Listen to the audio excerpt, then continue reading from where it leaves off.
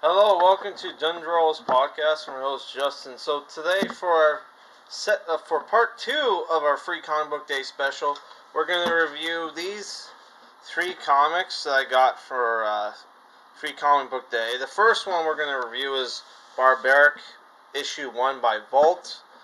This is like the first issue of the Barbaric series, which I think it was originally published in does not say.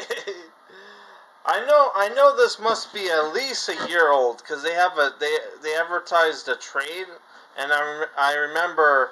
Oh man, there are booba. I just know there's boobs. Okay, I gotta be careful. So yeah, this is written by Michael Moreci, artist Nathan Gooden.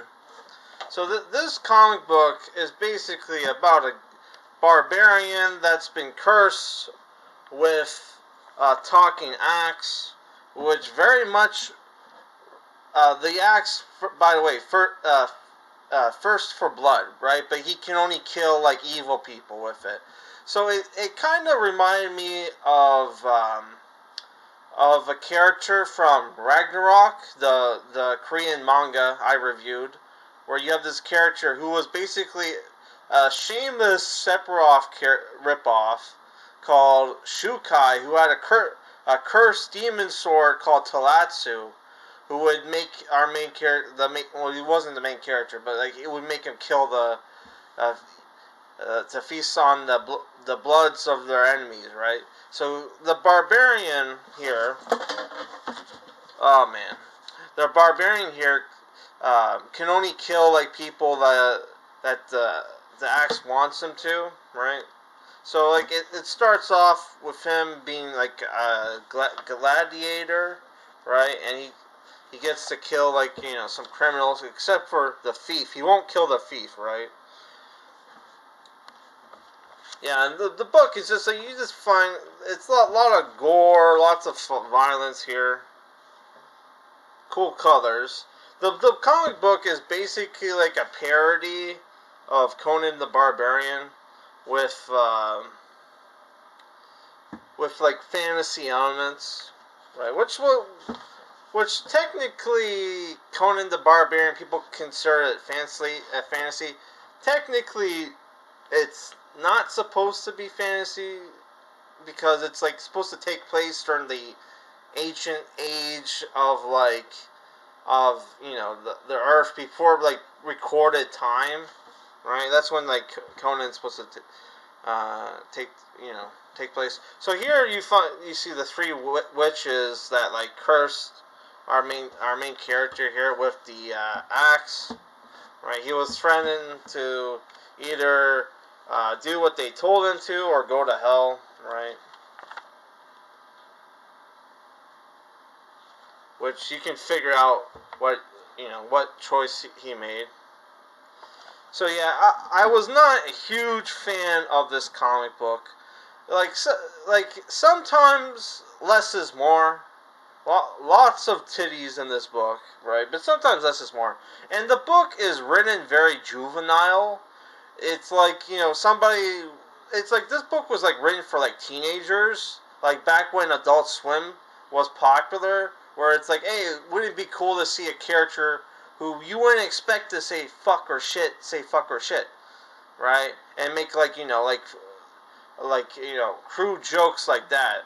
And it's like, dude, I don't know. Maybe it's because of my age, but like, dude, this kind of humor is like really retarded nowadays. I don't know, man. Like I this wasn't for me, but maybe other people would enjoy it. It was a fun read, but it was as far as like fantasy comedy goes, I'd rather read like something like Image Comics Skull Kickers, right? Which I did review for like the first three volumes of that series. Check that out. So the second book I read, the second book I picked up for Free Comic Book Day, is Teenage Mutant Ninja Turtles by IDW, which this is basically a preview for a comic book called the Armageddon Game, which is written by Tom Waltz, Sophie Campbell, and it's basically you see like the comic book, the preview is basically like an alternate reality uh, version of the Teenage Mutant Ninja Turtles, where you have Leonardo has the size, Raphael has the bow staff,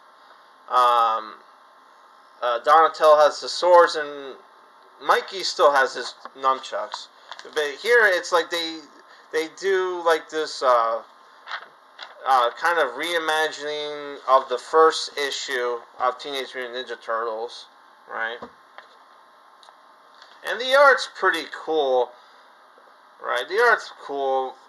I'm not like the turtles look cool, but like the people look a little bad. The art for the people does look bad, right? But overall, I thought it was pretty cool, right?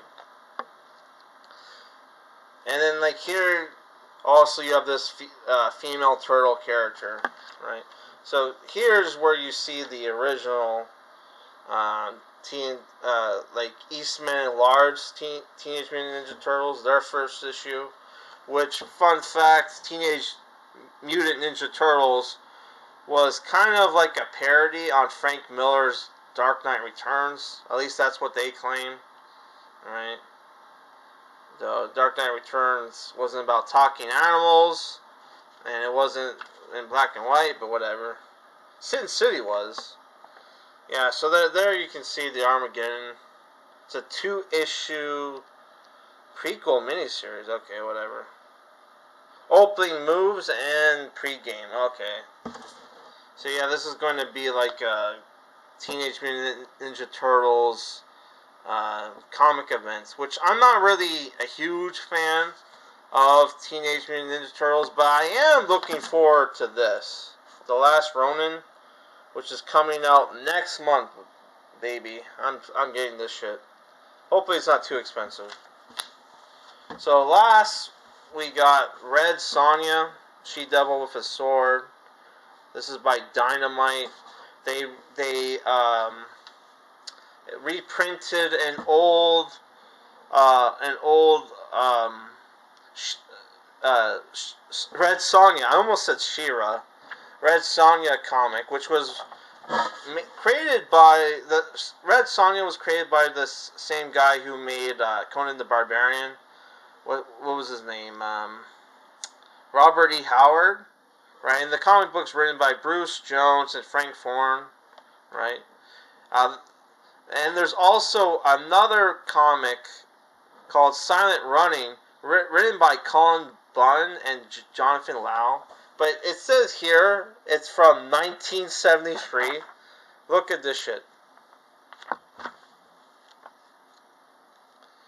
You tell me if that looks like that's from 1973. This is like a really short comic, by the way, where there's no dialogue. So, unless they remade a comic book from 1973, this is obviously not from the 70s, okay?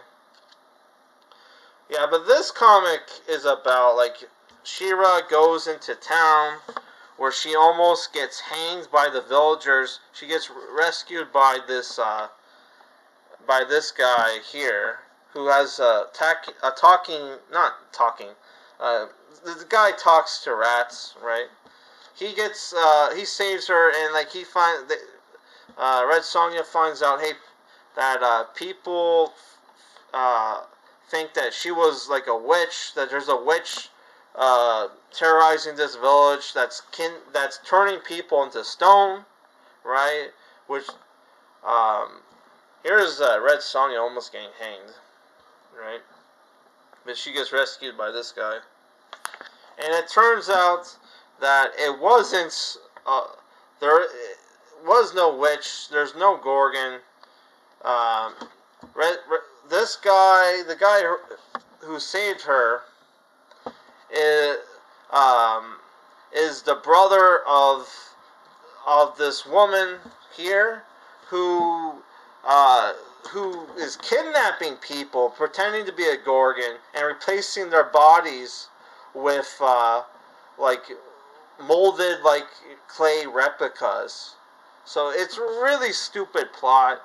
I would have rather that have like Red Sonja actually fight a Gorgon than this bullshit here, right? Which I know it's like I know I said like Conan the Barbarian technically isn't fantasy, but because it takes place in like ancient like Earth or whatever, but you could still have magic and shit because we don't know. Maybe they had magic and monsters back then. Who's to say? But yeah, was not a fan of this. Maybe I would read more Red Sonja, but I don't know. I think I'd rather read Conan the Barbarian. Which it turns out that Conan the Barbarian magazine I picked up from like a month ago is actually like a Marvel comic book. So we might review that at some point. Yeah, so that's it. I wouldn't recommend this, but I thought it was a decent read. Right. 6 out of 10. 6 out of 10. 5 out of 10. So that's it for this. That's it for this review, guy. For this video, guys. My next comic book review is going to be Teen Titans Annual #1. I can't remember what year, but it's written by Marv Wolfman with art by George Perez, who recently died. I heard he was battling cancer. I don't know what kind of cancer, but yeah, apparently he's been sick for a while. So R.I.P. George Perez, you were a comic book legend.